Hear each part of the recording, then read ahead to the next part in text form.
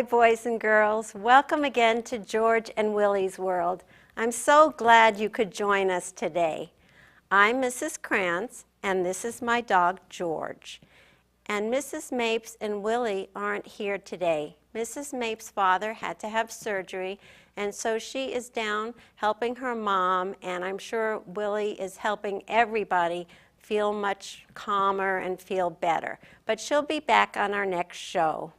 George isn't going to school or to the library anymore, so we've been thinking of things to keep her busy this summer. And she just started something called agility. Agility is a little bit like gymnastics, boys and girls. So she does all kinds of activities that are great exercise. She goes through a tunnel, she walks on a balance beam and on a seesaw and over jumps. And you know, the first time George went to class, she was nervous. It was something new. And the teacher was very calm and very patient. And by the end of the class, George thought that agility is fun, and she was able to go on all the equipment and enjoy it. And I think that's important, no matter what sport you're doing, is that you should enjoy it and have lots of fun. It doesn't matter if you're not the best one at your sport, as long as you're enjoying it. Today, we have a very special guest, Miss Shira. She works at School Readiness, and she does all the crafts that we do on George and Willy's World. And she also has had an art school for children. So we are really happy to have you as our guest today. Thanks. Welcome. Thank you very much, Mrs. Kranz. I'm happy to be here. So you are a V.I.S.T.A volunteer? What does that mean? Well, V.I.S.T.A, it stands, the letters of the word V.I.S.T.A stand for Volunteers in Service to America. And it is an organization where people, any people who are interested in doing service can join in, and there's all kinds of jobs all over the country where you can help out different communities and different nonprofit kind of ventures, which means there's lots of businesses that help communities, and those businesses don't get a lot of money, unfortunately, and so they need people to help them. So V.I.S.T.A actually provides those people for businesses that need extra help. I am one of those people, and I am working with School Readiness, which is one of the people that works with this show. And usually I'm behind the camera and doing the crafts, and today, for the first time, I get to be here and see how it feels to be on this side. Right. Feels a little different. Very different. Yes. Yes. And how long a commitment is a V.I.S.T.A volunteer? It depends. Normally, it's for a year. However, you can sign up for another year if you're enjoying it, and sometimes for a third year. I'm actually just signed up for my third year, and I'm training in a specific thing so that I can teach some things to the community that they need to know. So I'm just about to go off to learn that tomorrow, and I'm pretty excited about that. Oh, that sounds great. And you've also had art schools for children. Yes, I used to own an art school called the Creation Station, and it was an art school where we made all kinds of different crafts, recycled crafts. We would get people to donate different materials that we would make all kinds of art from, painting, drawing, and I usually tried to teach with it as well. So I would take a theme, say a country, Africa, and would teach art from that country and teach about the country so that the kids would learn a little bit and also learn a new skill in art.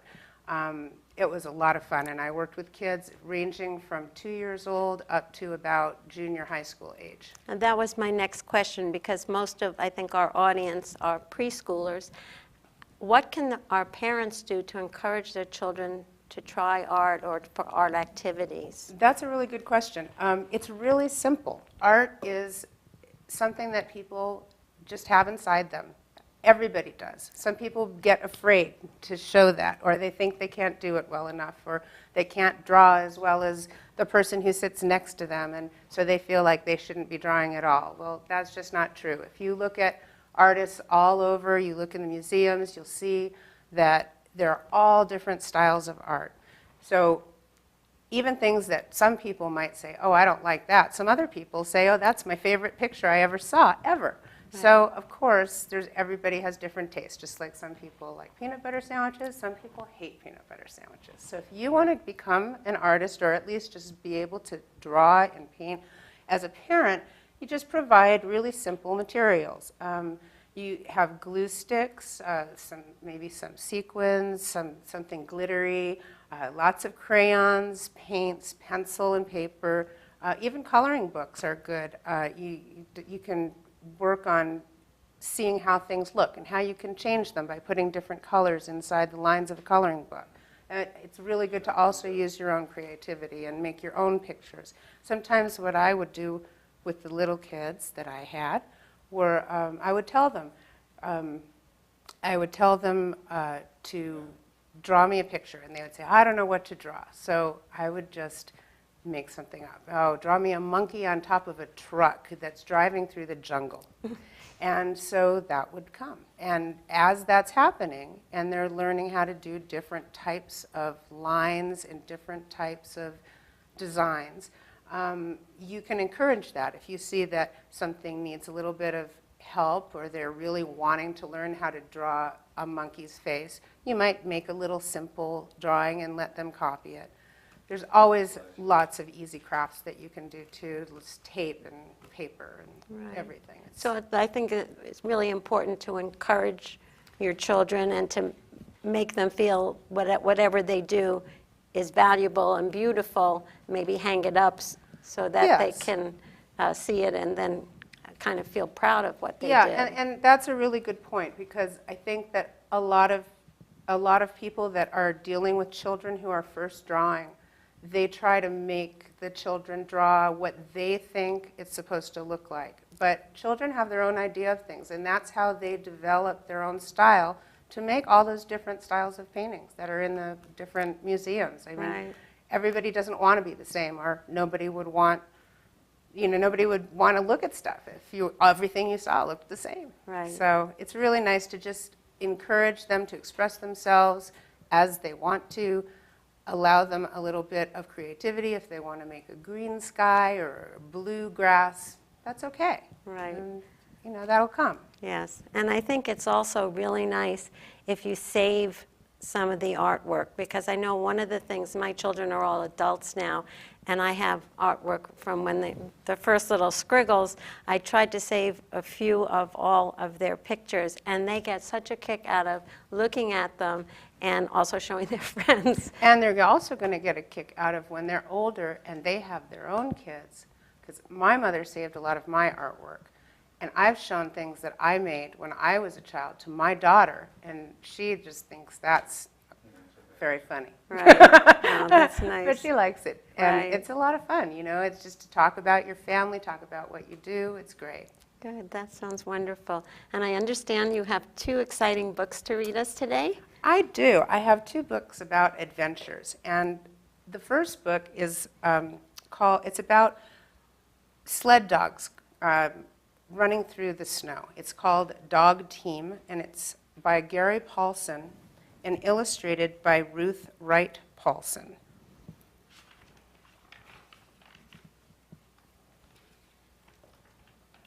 Sometimes we run at night. In the full moon, when it is blue and white on the snow at the same time, so bright and clean and open you could read in the dark, we harness the dogs and run at night.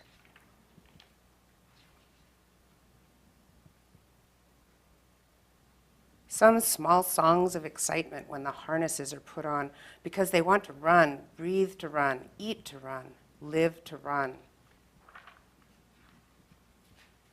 But silent, straining to run, to go, to join the snow and the moon and the night, pulling against the tugs and the gangling tied to the sled, heaving until finally the hook is freed from the snow and they are gone.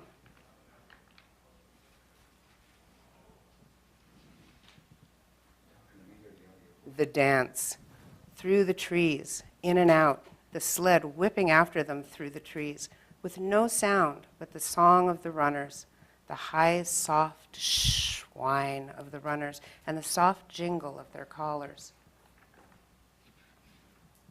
Into the night, away from camp, away from people, away from houses and light and noise, and into only the one thing, into only winter night. They fly away and away and away. A lake, frozen and flat and white in the moonlight, we slip out of the woods onto the ice, and time for one breath, two, and across the ice gone. Creaking and moaning beneath us, and into the trees again, left, right, and we are not alone. Wolves. They come alongside in the moonlight.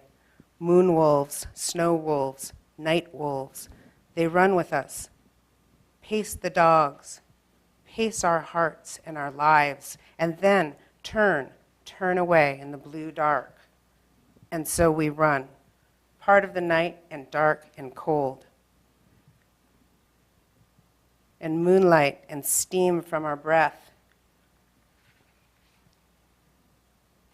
Into the soft beauty of the woods and the quiet. We run mile on mile until we see lights. We see lights and find that we have circled in the night, circled in the snow and the winter and our lives and all the world, and have come home.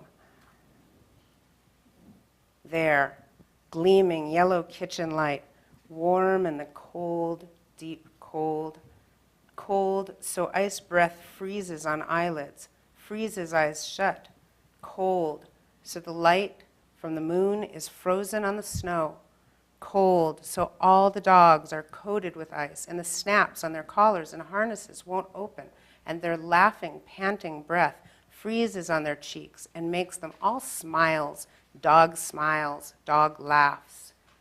There, home, and we stop, close now, so close we see people in the cabin, see faces at the window. The dogs look back. Why are they still in harness? Why are they standing? The dance is over, is it not? Is not the dog dance in the dog moon and dog cold and dog night over? Did you, they sing, little jets of steam from their mouths? Did you want it to last forever? The end. What a wonderful story. That must be really exciting to be in the snow at night with the full moon and seeing the wolves. I think that would be kind of scary, but really Right. exciting. I've always wanted to have a sled dog ride. I have to still try it. Where I used to have my art school was up in a place called Mammoth, and very high up in the mountains, and they have sled dogs, and I have a friend who raises them. It's quite amazing. They're very beautiful, strong, and smart dogs. Yeah. What's our next story? Our next story is called Where the Wild Things Are, and this is one of my favorite books ever. The story and pictures are done by Maurice Sendak.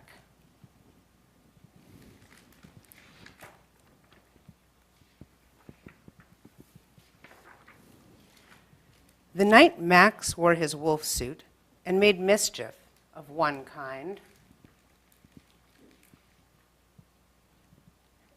and another,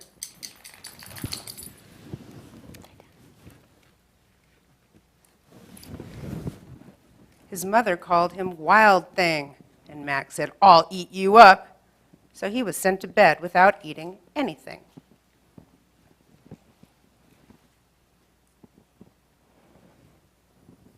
That very night in Max's room, a forest grew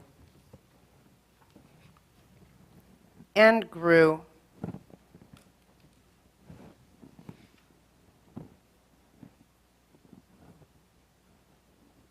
and grew until his ceiling hung with vines and the walls became the world all around.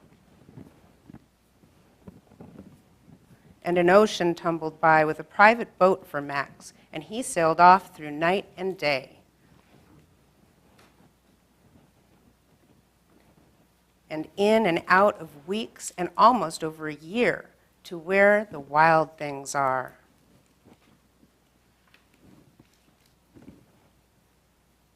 And when he came to the place where the wild things are, they roared their terrible roars and gnashed their terrible teeth and rolled their terrible eyes and showed their terrible claws.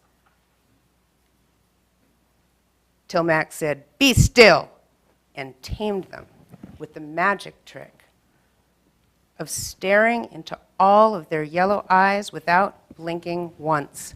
And they were frightened and called him the most wild thing of all, and made him king of all the wild things. "And now," cried Max, "let the wild rumpus start."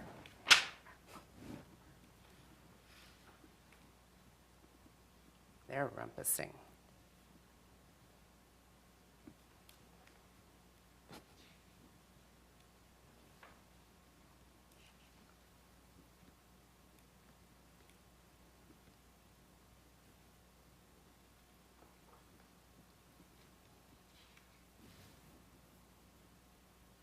"Now stop," Max said, and he sent the wild things off to bed without their supper.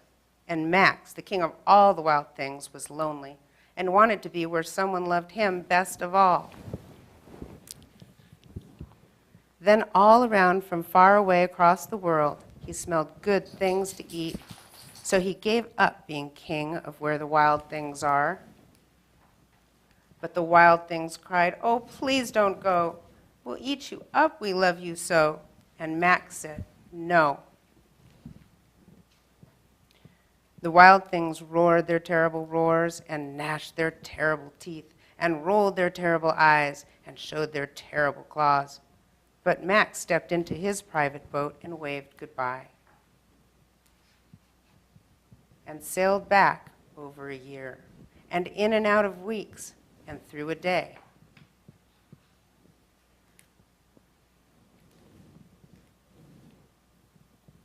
And into the night of his very own room, where he found his supper waiting for him.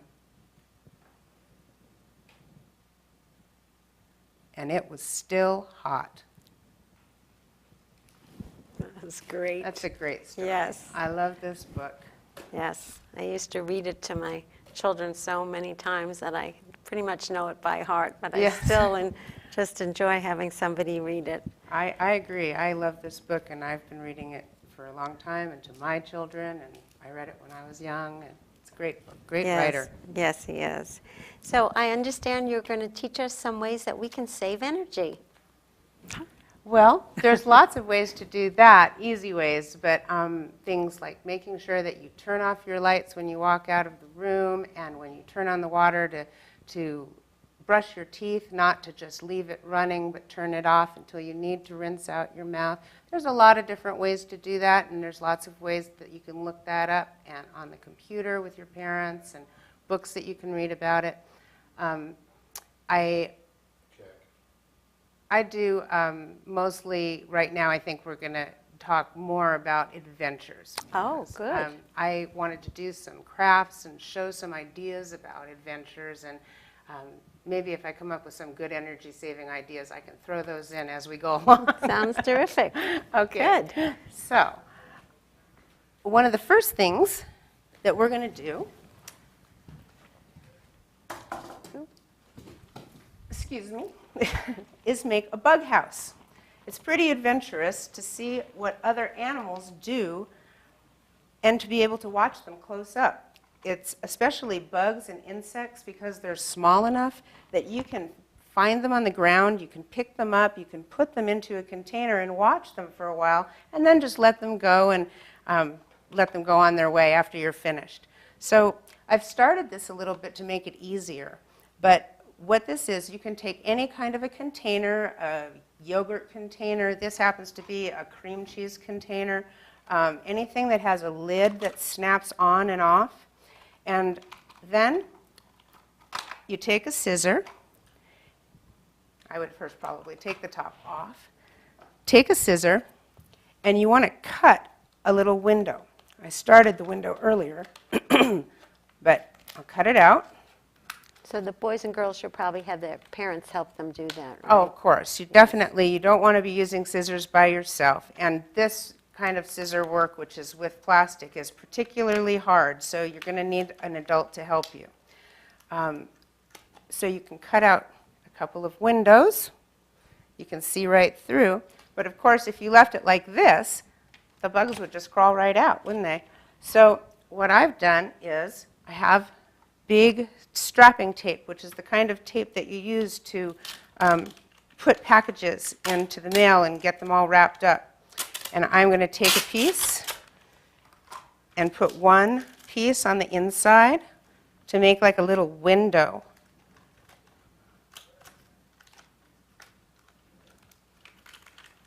I make windows on both sides.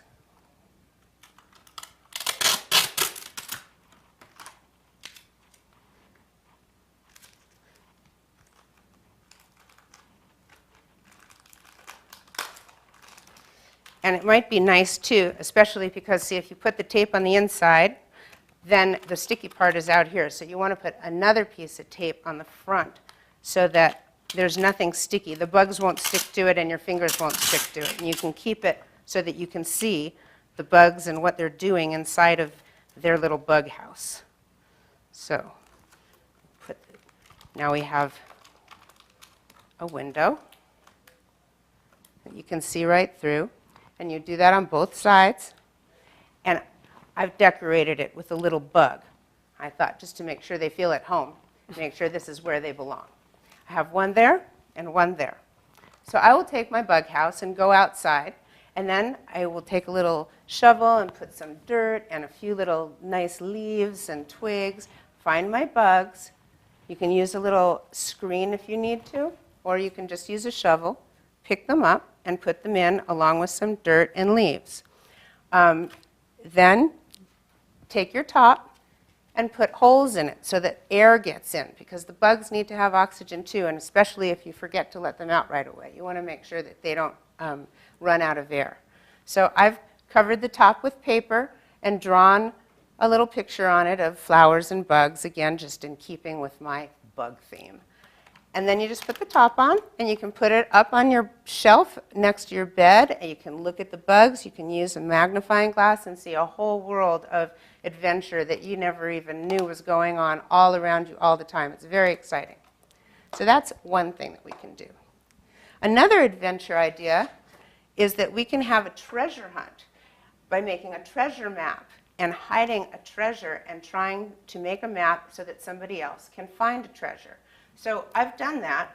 I made a map working with the studio here, and I'm going to show it to Mrs. Kranz and see if she can find the treasure that I've hidden with the map. Now, here's a picture of the map.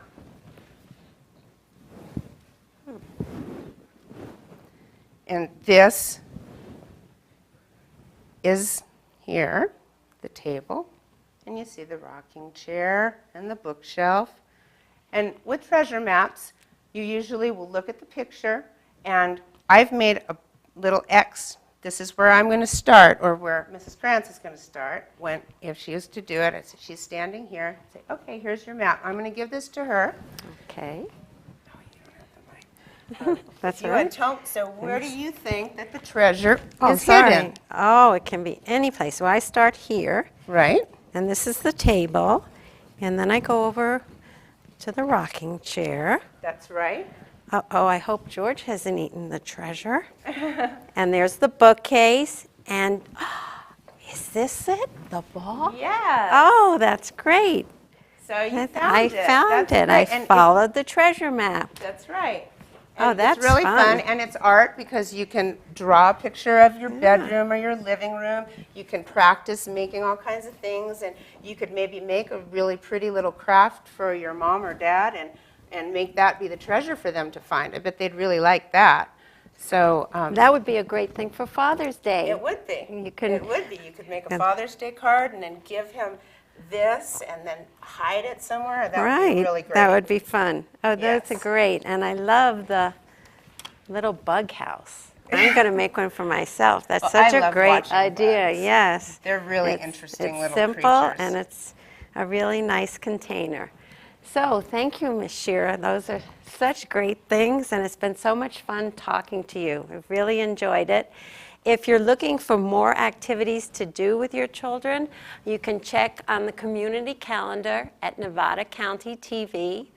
We'd still love to get some letters. If you'd like to write George and Willy, please write them at George and Willy's World, 235 South Auburn Street in Grass Valley, or you can even email georgeandwilly@yahoo.com. We have DVDs of our past shows available at the Grass Valley Library, the Madeline Helling Library, and the Sierra Nevada Children's Center. And you can take them out for free and borrow them and watch the shows you might have missed, or just some of the shows you might want to see again. So thank you, Ms. Shira. You were great. Welcome. It was so much fun talking with you. And remember to listen to lots of stories, do your jobs, and have fun playing. And we'll see you next time in George and Willy's World. Bye. Bye-bye. Bye, everyone.